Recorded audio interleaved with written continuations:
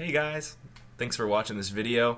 I hope you enjoy it. This is basically a recap of a presentation that I gave a couple days ago to my church and some family and friends. But I know there were a lot of people that weren't able to make it because of holiday plans or whatever. So this is some stories and some pictures from my recent adventures this year to Montana for training and then Nepal for outreach for a couple months. So I hope you really enjoy this. This presentation is very visual, which I love. So, just FYI, so I'm not going to mention the name of the organization I was with, and a lot of faces have like little black rectangles over them, and I don't mention names just because we want to protect the identity of the organization and the contacts in Nepal, since Nepal is technically still a closed nation, and there's a lot of persecution going on socially. So, let me do some nifty minimizing of my face. Woo. Okay, so we're gonna get started here. I'm just gonna speed through some of this intro stuff, but we basically had 3 months of training in Montana at this organization, and they taught us all kinds of amazing stuff. They kind of refreshed us on the character of God, the nature of God, His heart, how He loves His people so much that He came as a humble servant and died for the sins of everyone in the earth, whoever would choose to accept Him, stuff like that. We talked about the Holy Spirit empowering us to spread that message through signs and wonders, through prophecy, through just an extra ability to communicate this truth with clarity. And we talked about the importance of raising people up after they're saved and discipleship. And so it's not glamorous. It's, evangelism is often the glamorous part, but then the actual work comes in when it's time to help people grow up in this new truth. And then just missions in general and God's heart for it. We did a lot of focus on outdoors, which is the endurance part of our training school, where we went camping and we did long-range treks and things like that. I wonder if you can even see all these slides here. Let's do that. Oh, there we go. There we go. And so the point was to help people get a really good experience in the outdoors so that these difficult places in Nepal would be a little bit easier to reach physically. So real quick, I'm going to talk about unreached people groups, since that's such a big focus. I'm just going to constantly be moving my face around as we go through these. So why unreached people groups? Well, number one, Jesus longs to be worshipped in every group. And basically, God wants to collect all of these people from all over the world to be His worshipers and to find delight in Him. And so people are perishing all around the world, but God has always shown, ever since Genesis, the first book in the Bible, He tells Abraham that all of the nations on the earth will be blessed because of his obedience. And then we see all of these examples I've listed. I won't go through all of them, but Ruth was a Moabite. She wasn't even an Israelite. Nineveh was a pagan nation that God wanted to save through Jonah. And then, ultimately in heaven, it's going to be a bunch of people from different nations and languages all worshiping in their own way, which is so beautiful. So, number two, Jesus is worthy. So He's worthy of being famous in the earth.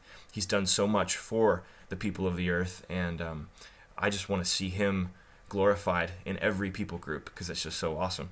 And then number three, people are perishing. It's very simple in Hebrews 9:27 that after everyone dies, there's the judgment. Everyone faces judgment. And everyone has committed sins, offended God, and has done things that they knew were wrong. And so Romans 10:24, oops, got that typo in there. But it says, how will they call on Him if they've not believed? And how will they believe unless they've heard? And how will they hear without a preacher? And how will they preach unless they're sent? And so the point there is we need to go and tell these people so that they can be saved. Because so many people in the world haven't heard the good news. And actually, 2 billion people, over 2 billion people are unable to be saved. I mean, think about that. Over 2 billion. That means that if every Christian in the world told everybody that they knew about Jesus, and everybody that Christian knew got saved, there would still be over 2 billion people that are unsaved because they don't have access to a believer, a Christian, the message. And so it's a huge task ahead of us, and here's some more statistics you can kind of see. Like for every 30 missionaries, only one of them is going to the unreached. And financial giving, very very little of it goes to unreached. So it's pretty wild to think about. I'll move this so you can see. Oops, I'll move this so you can see more of those.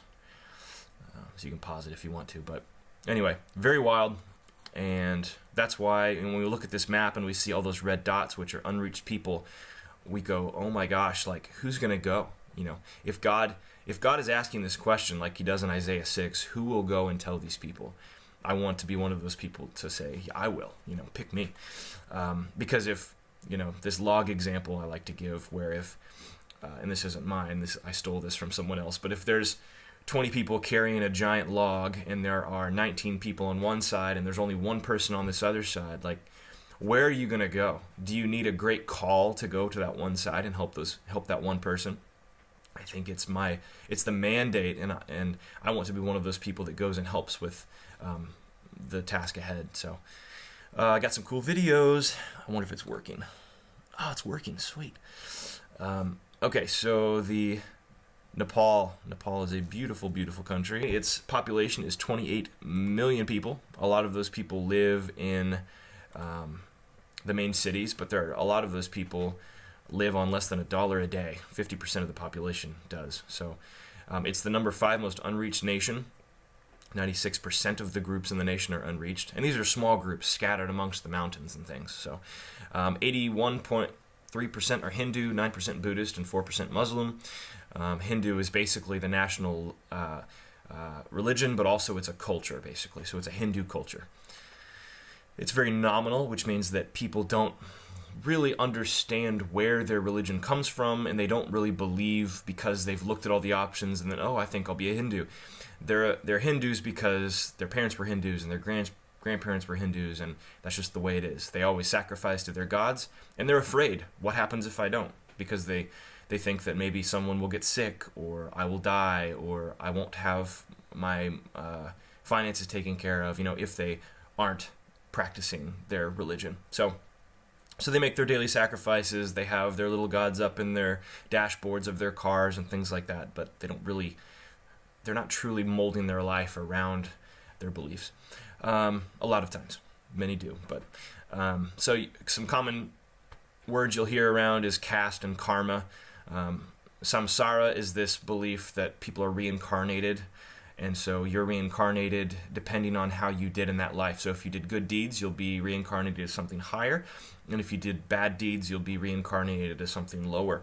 And so people of a low caste or low social status are that way because they have done something bad. And that's why the untouchables, for example, the lowest caste, are kind of despised and rejected in society because they are they're the ones to blame for their state in life. You've got kind of a trinity of gods, sort of. Brahma is the creator god, Vishnu is the sustainer, and Shiva is the destroyer.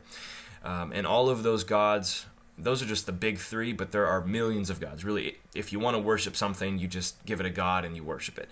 That's how Hinduism works. And all of the main gods have really immoral origin stories. So like Ganesha is the son of Shiva, the destroyer. Ganesha was guarding the restroom of his mother. His mother didn't want Shiva to come in and see her nakedness because she was angry with him. And so Shiva got so angry at this that he lobbed off Ganesha's head with a sword. And Ganesha's head rolled away, and then the wife gets so angry, she says, "You better find a head for my boy." And so Shiva goes out with his warriors, and they find the first dead thing that they could, which was an elephant. And they take the elephant's head and put it on the boy and bring him back to life. And now he's Ganesha, who is one of the big gods in the Hindu religion, and he's supposed to give success and in all of your endeavors. So anyway, things like that. Nepal has a large Indian influence, but China is actually beginning to have more influence because of political reasons. And only about half the people speak Nepali because there's so many tribal groups and they all speak different languages. So that's a very interesting challenge. They're an amazing culture, though. They're so kind. They're so hospitable. You'll show up to someone's house and they will always give you free tea and sit and talk with you no matter what they have going on. They'll offer you a place to stay if you need it, and so and they're just so much fun. And the art that they create is beautiful. I don't know if you've heard this Asian music, it's like boom, ka-boom, pop, boom, ka-boom, pop, boom, hey, hey, hey. I don't even know how to do it. I've tried many times to sing like a Nepali, and I just can't. So let's see what else we got going on here. Traditionally, the women wear kurtas, which are these kind of long. They're kind of like dresses, but they're cotton and they're kind of decorated like a Nepali kurta. And often the women who are married have rings in their nose, in between their nostrils, as kind of a sign that they're married. That's more in the rural areas, but you see that a lot. And the food is dalbat, and this is their kind of this is their tagline that they use for tourists. They say dalbat power 24 hour. They eat this every meal, every day. And you ask a Nepali, what's your favorite meal? They'll say dalbat. They love it. And it's pretty good, actually. You have your lentil soup there on the left. This is what you pour over your rice. And then you eat your potatoes and your greens and things like that. And again, this is every meal, but you can have as much as you want. They will feed you endless dalbat. So you kind of get tired of it after a while. But I mean, there's other food options in the city. But when you're out trekking, this is what you're going to be eating. So we've got, let's see. So our outreach goals were to serve the local missions bases. So like in Kathmandu, there was a base. In Pokhara, there was a base. Encourage and teach the churches. So we wanted to give these seminars that basically go through the whole Bible. So creation, the fall of man, the promise of redemption, the call of Abraham, etc., all through Jesus and through the second coming. So because the churches in Nepal, so the Christians in Nepal have a very high understanding of the power and the supernatural aspect of God and the love of God. Because if you ask a congregation of believers, how many of you came to the faith because you or someone you know was healed supernaturally or had a demon cast out or something like that, they will almost all raise their hand. And you can hear their stories individually, and it's absolutely insane, the stuff they talk about. But if you ask them basic theological questions, they have no idea. And more concerning, they don't know how to apply the gospel to their everyday life sometimes. So if you talk about, like, your body's a temple of the Holy Spirit, what are some ways that we can take care of our bodies and keep them healthy? Things like washing your hands and stuff like that. Or how can we take care of the earth that has been given to us by the Lord?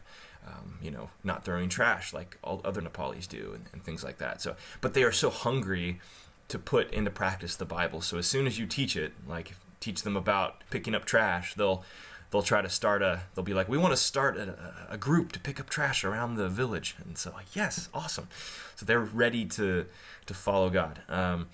So we did some other things. We wanted to build relationships. We made a hygiene skit, for example, so that in those places where we're not able to preach the gospel directly, or if it's not appropriate to preach the gospel directly, we can still leave something of impact for them. And then we also prepared open-air gospel presentations and testimonies. So, all right, so now we're going to zoom in to Kathmandu. Kathmandu is the capital city of Nepal. You can see from the Google Earth image that it's gray for a reason. That's all pollution.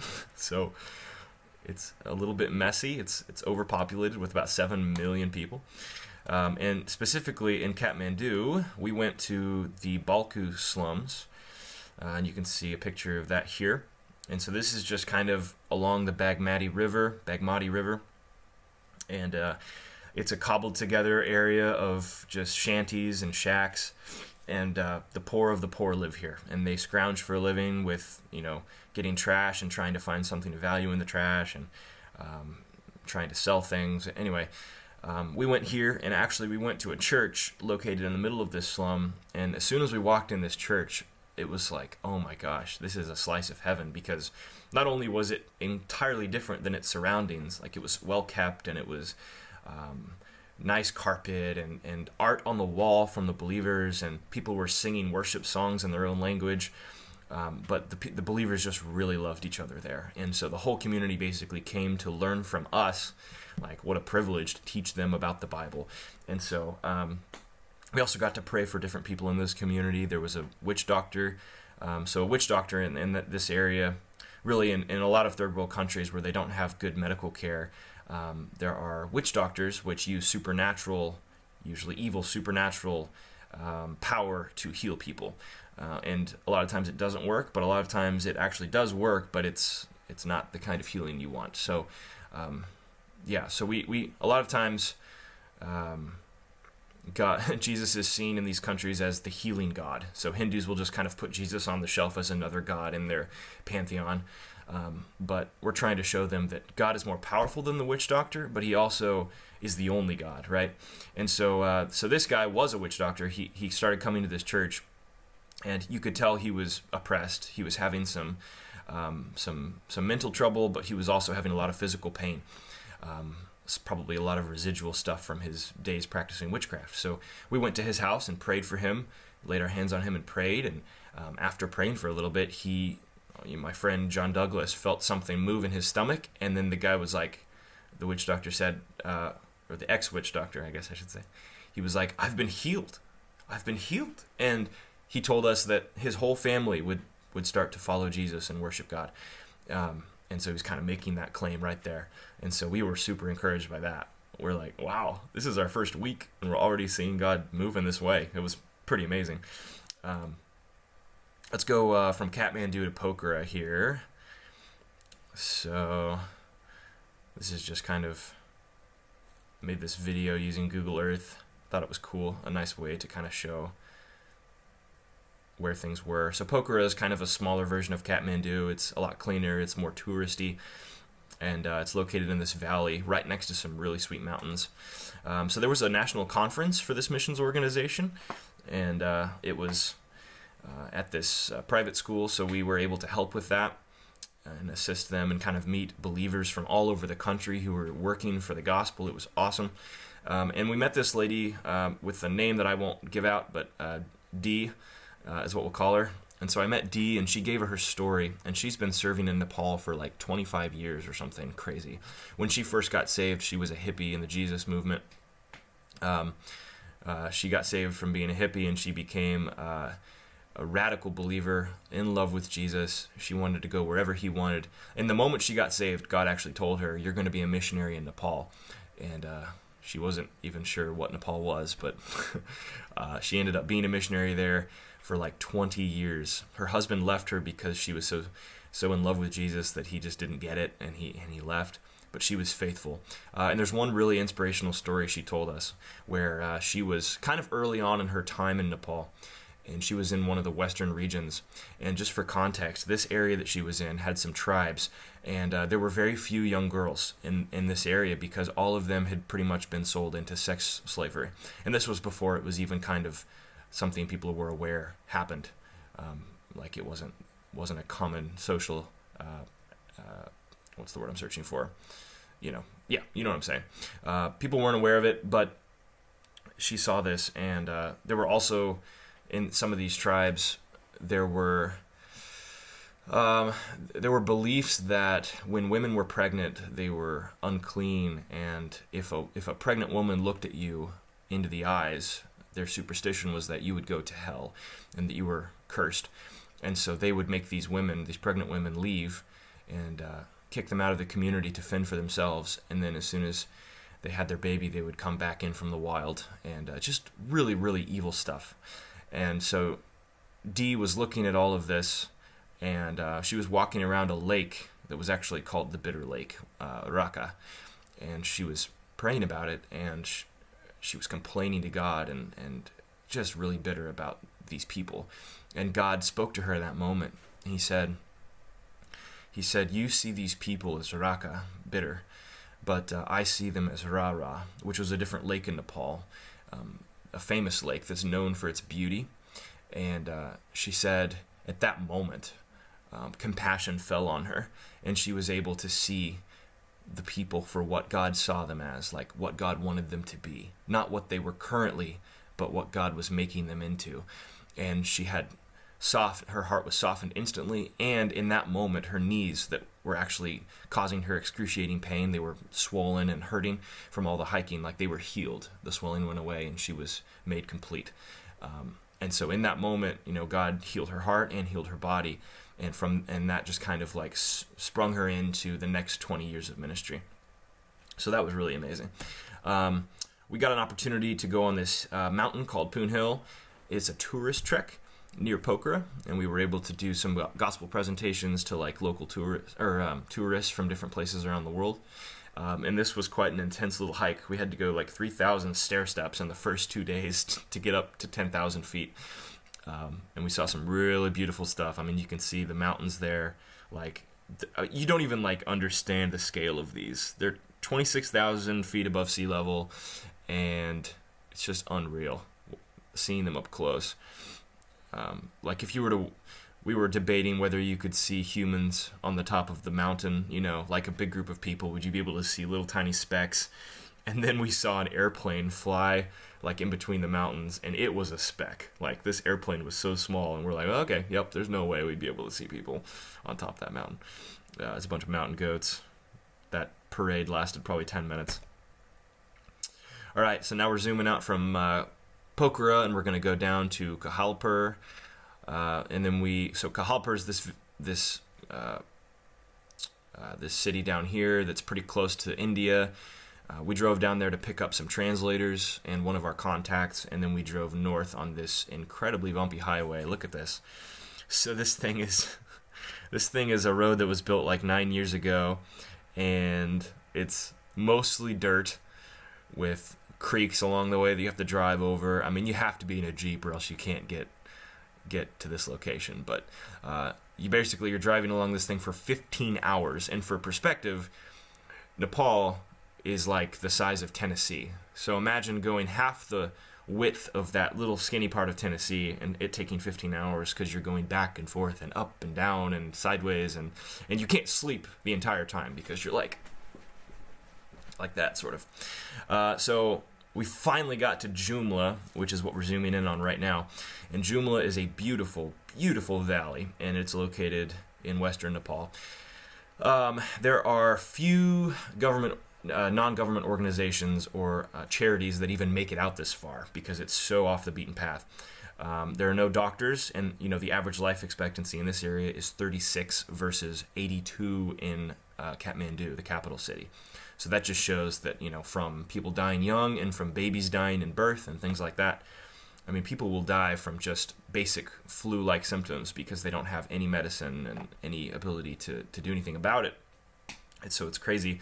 Males often leave their families for multiple months out of the year. They go down to India to do work in factories and things like that to make enough money to support their families year-round. And then, of course, they farm all the time, and then they use their farming resources to trade with one another for food. We met a guy named Sam, who was an anthropologist from Sweden, or Switzerland, sorry. He was there studying the Nepali view of death, which was interesting. And he did that for 18 months. And while he was studying Nepali's view on death, he was meeting Christians in this valley, because this valley has kind of an above-average amount of Christians.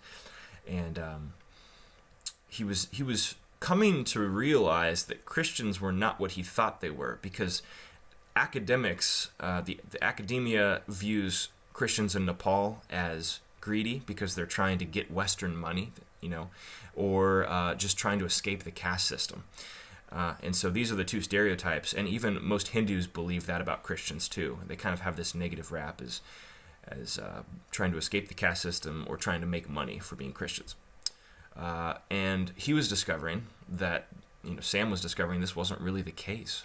The people in Nepal were actually really devoted, and they loved each other, and they loved God, and they were fairly persecuted. It wasn't an easy life. And so as he was going through his time there, he was intrigued, and after he published his findings on death, he came back to do more research, and that's where we met him, because he was there for another stint doing interviews with Christians, and he actually sat in on all of our Bible overview seminars and took notes the whole time and was taking pictures and different things. He was really curious, and I think God was moving on his heart as he saw the people and how much they loved God. So anyway, so I think it's going to be interesting to see if revival happens in this valley. We have an independent anthropologist who's there documenting the whole thing, which would be pretty sweet. So at this church, you can kind of see it. So actually, you can see Sam right there by the calendar on the wall. That's our friend. And the rest of these guys are like people who walked, hours potentially to be a part of this Bible teaching. And so anyway, we did that, and we even had a powerful time of intercessory prayer. So kind of teaching them how to listen to the voice of God through pictures and sounds and smells and scriptures that come to mind and songs, a million ways that you can hear God's voice. So we would have a time of prayer, and then we would just have a time of listening. And some of the things that they were coming up with, stuff that they were hearing from God, was absolutely perfect for what they needed. Like stuff that encouraged all of them. And so we were only able to hear a few of them because we were short on time, but we kind of gave them that tool, and then hopefully they're still putting those into practice. And just, that they were very spiritually hungry, as the slide says. They were ready to learn and ready to put into practice what they were being taught. So I want my hunger to be as much as theirs is. Okay, so real quick, this watch right here is really sweet. It's a Garmin watch that has GPS ability. And all of this red line right here is data that I imported into Google Earth from this watch. So this tracks how far we walked. So all of this that you're looking at right now is hiking that we did.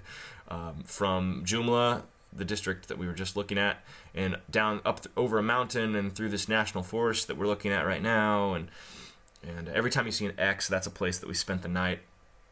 And then finally we hiked over this 2,200 foot hill or mountain into this village called Higoti. And this was kind of the farthest from home I've ever been. The village is literally the size that you see right there. It's probably like a couple dozen houses at most. And as we were walking over the hill, we're looking down, the sun is setting, and one light pops on in the village. One light pops on because they don't have any other lights. And they don't have running water, and they don't have anything that you would consider a comfort by modern standards. And so people get up there at the crack of dawn. They plow the fields. You hear them, talking to their oxen and whatever.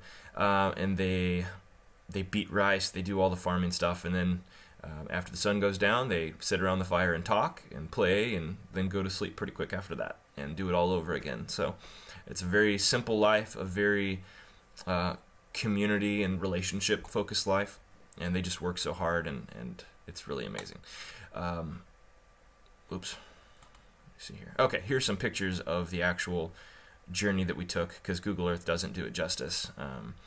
You can see just the ominous overhanging rocks and the beautiful, clefts in between mountains, and all of the landscapes. It's kind of hard to see from here, but all the landscaping. The farming fields are plowed or are cut into the mountain as stair steps. So basically every single farm field is like a little strip that stair steps up the mountain, and it's just amazing when you look at it. And you can see another picture of us in perspective walking up this mountain, and this was the big backbone of the mountain that we walked up on our final trek to get to Higoti. It's just crazy. Oops. Don't know what that's about. There we go. Okay. So I'm going to give you some statistics here. So how many miles did we hike in the whole trip? The answer is there. That was horrible. I meant to make that a question and then show the answer, but okay. 110 miles. How many feet of elevation did we gain in the whole trip? We gained 23,900 feet. Pretty good. How many plates of dalbat did we eat in our entire group? Over 800. How many? That was a lot. A lot of us lost weight. My friend Chase lost 30 pounds on this trip, but he's like 6'7" or something. So how many unique sleeping locations so how many times did we inflate and deflate our sleeping pads? 23 times over 2 months. And then how many of our people got sick out of our group of 10? This one's easy. Everybody. I got sick twice, so I get the most points. So, that was just a little break because I thought we'd play a game. But now let's talk some more about Higoti. So in Higoti, we've got these families of Christians, probably 3 or 4 households of Christians is really it. But they have these fellowships often at night after they're done with their work for the day. So they'll gather together and sing some songs, and then they have us sing a couple songs from our country, and then they have an encouraging word, or we give an encouraging word. And so these are really special because you kind of get to connect with these families and get to know them a little bit. So that was special. And then I got to present the gospel to all these people that you see right here, and a few more actually too that aren't in the picture. But if you think about it, all these people were hearing about Jesus for the first time. I mean, that's crazy. Like,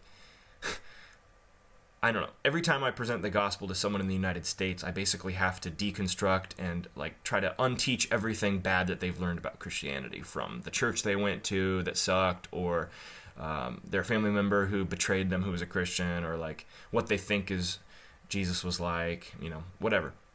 Here, it was completely new. So when I told them about God coming to save them and how he made all the mountains that were encircling us 360 degrees, they were learning for the first time, and it was really powerful. And it was really powerful for me, especially. I mean, these 30 people were basically no longer unreached people, which is really encouraging. And your support and prayer and financial support made that possible for those people to be reached. And so we didn't have any conversions yet. And that's a lot of the reason is because as a group culture, like Nepal is, a lot of times it takes multiple trips to gain relationship, because these guys, after I present this message, they talk with each other, they discuss it, and they make a decision as a group oftentimes. So sometimes when a village is saved, it's everyone going okay, we all want to follow Jesus. Or if a chief of the village is healed from something, then everyone will decide, let's go, let's follow Jesus. So that's very interesting.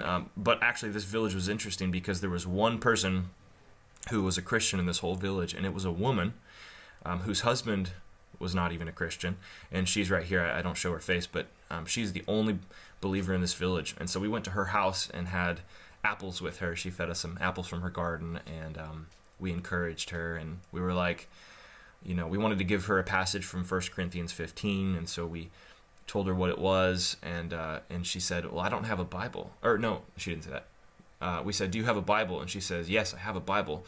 And then we told her what the passage was, and then she said, oh, but I don't read. And so we're like, oh, yeah, that's a good point. Even though you have a Bible, if you don't know how to read it, and you don't have anyone to disciple you, how does that work? And so I think about her probably daily, because I'm thinking God, provide someone for her that can be an encouragement, that can teach her these things. Even if it's just every couple months, a group making it up there or something, she needs to be supported. And so it's just a real living example of what we're talking about when we talk about the church needing resources, needing discipleship in these areas. And so that was, sorry, it's probably confusing. That was a village that's on top of the hill, so we're painting to it right now. So Higoti was the village down there. We took an hour-long hike up the mountain to get to this village with where I presented the gospel, and where we met that one Christian lady. And so that's what we're looking at here. And then just a few other things before I close out. I'll mention some other opportunities we had. So we went back to Kohalpur. On the way back, on that long 15-hour drive across the mountains, we stopped at this nomadic group. And this is one of the last nomadic tribes in the world, actually. And nomadic as in every 1 to 3 years, they change locations. They are very fearful of their God. They believe that their God does not want them to settle down on the land and farm the land or anything like that. And so they have a hard time feeding themselves because they can't farm. And they're often moving from place to place. And so, and also this tribe has gone from 1,500 people 10 years ago to only 150, so a tenfold decrease. And they're dying off, and they think that it's because their God is angry with them. And we know that it's probably because of, a mixture of bad nutrition, and sickness and inbreeding and things like that. But it's great because there are people, we just came in, handed out a bunch of blankets, and gave them a couple skits about farming and education and things like that. And so we tried to make a short difference, but the real heroes are the ones who are living, the believers who are ministering to this tribe, building a relationship with this tribe. And from what our contact said, they're actually starting to open up to the idea of Christianity. So pray for this tribe if you think about it, because if they're on the cusp of having freedom from whatever their beliefs are that prevent them from living the way that God intended. It would just be amazing if those people who are ministering to them could have some breakthrough. It would be awesome. So we also got to do a soccer ministry, which was funny because most of our team doesn't even play soccer. Of course, they call it football, not soccer. But so we played football with these guys, shown in neon colored there, and they're like a really good team. They play like club on the national level, but we were just having a fun like scrimmage game. So it was a good time. We lost 4-1, which is not as bad as I expected, but we had a few Nepalis on our team as well, so that kind of helped us out. And then we went to a church outside of Kohalper for one last ministry opportunity, and we gave them another like 2 or 3 day conference, basically, seminar. There we go. That's the word. Bible overview seminar, which was really great. There was one guy there who, from the second we showed up, there was something wrong with him. We could tell that something wasn't quite right, and it turns out that the other church members said that he was possessed and that he had been that way for a while, and he was a new believer, like he just came to the faith a few months ago, I think. And his family, his wife and kids were actually living. Him and his wife and his kids were living in the church during the time we were there. I'm not sure if that's a long-term thing or if they were just there for a few days, but basically the church members, like the pastor and the other congregation, was wanting to just immerse him in prayer. They were just praying for him every day, all day long. And they wanted us to pray for him too, because we were visitors and whatever. So we prayed, and we, this guy, as we were praying, you could tell, he would start making weird motions, weird gestures with his hands, with like he was out of control, and then he would start shaking when we would try to like address his spiritual condition, and you could tell that, like, and from stories he was telling us about the God he used to worship before he was a Christian would take him in visions to different places and speak to him, and so you could tell there was a lot of interaction going on with him in the spiritual realm in the past, and so it wasn't too much of a surprise that he was still struggling with this. But it was a surprise to us after we prayed and nothing was really happening. We expected, like, we were going to pray for him, cast out the demon, and be good, but it wasn't happening, and he wasn't responding very well to the things we were asking him to repeat after us. We were asking him to say some things, and he wouldn't say them, and whatever. So we just thought he wasn't willing. But then as the days progressed, the church community kept praying for him. And it was kind of a testament to, like, wow, I expect things to be so instantaneous. Like, if it doesn't work the first time, I give up. But I think Jesus means it when he says, like, keep knocking, keep trying. Because they kept trying, and they kept, like, lifting this guy up in prayer. And after a while, you started to see a change. Like, you actually started to see him smiling more, and, like, his eyes started to light up. And he would speak speak loudly and actually pray for us. And so I think the believers in that church were creating such a hostile environment for any unclean spirits that they just started to leave one at a time. So that was really strange to see that live happen, and to see, like, as we leave, the guy that says goodbye to us is completely different than the guy that said hello to us at the beginning. So that was really encouraging. And so that was kind of our second opportunity at Kohalper, and honestly, like, this story, I think, to just summarize our trip, I think that we were supposed to encourage the Nepali church, because there's been a shift. The leadership that we met in Nepal of the organization that I'm a part of was telling us that the shift has taken place where everyone was going out and doing evangelizing, and there was so much evangelism happening. God was doing so many miracles, and so many people were getting saved. But now we have all these people who are now Christians, but they don't know anything about the Bible or really about theology. They don't know anything about the Old Testament. They don't know the New Testament. They don't know how to apply it to their lives. And so they think that, like, the spiritual realm and the physical realm are kind of separate.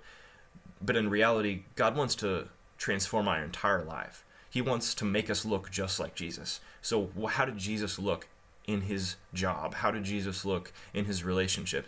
And so us going around and encouraging the church was really one of the main missions that we succeeded in.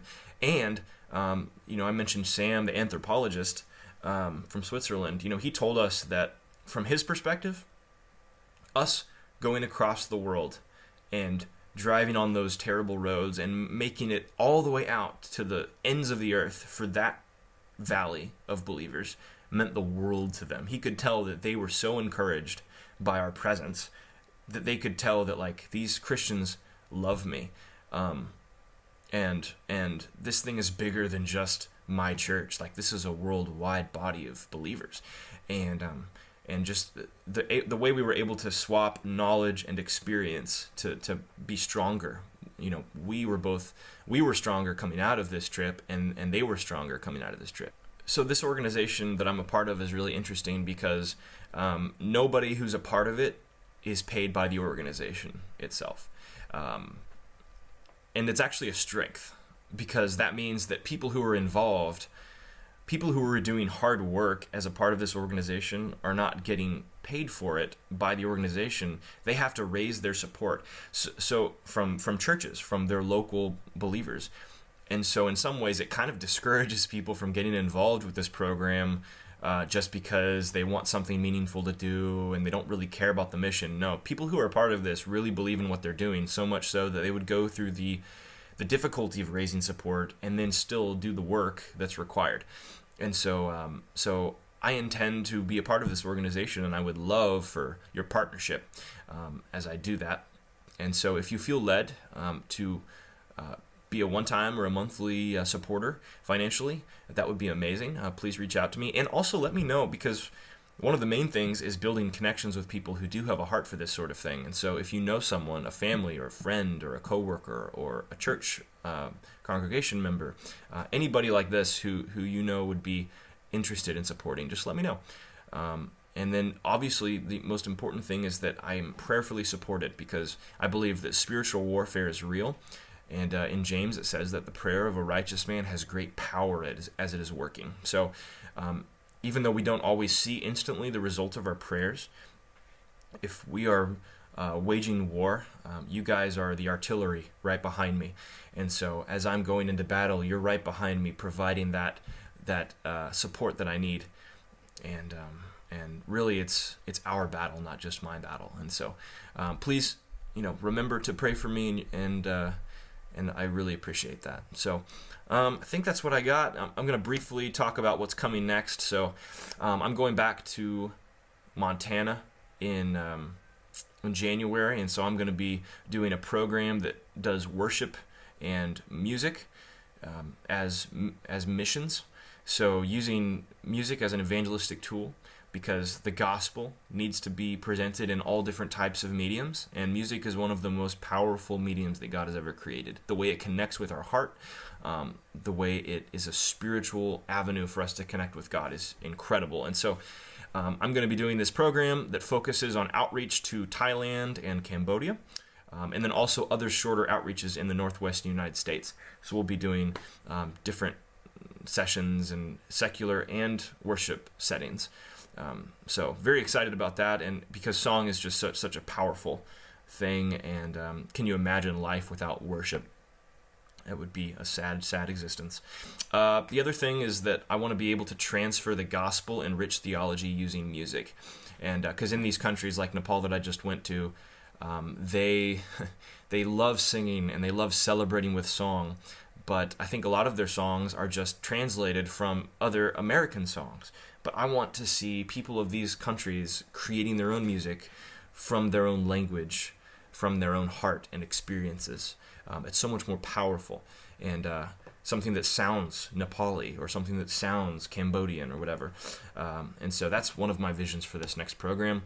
So again, prayer, important. Financial, if you are able to, and then help me make connections. So thank you again for watching this video. I hope you enjoyed it. I hope it gave you some perspective on the world. I know I have been just totally changed by this trip, because I now see like the things that are big concerns to me in my daily life here in the United States are so small in the grand scheme of things. Like, there is big stuff going on in the world, and God is reaching the nations, and so I just want to be a part of it. Yeah, Thank you.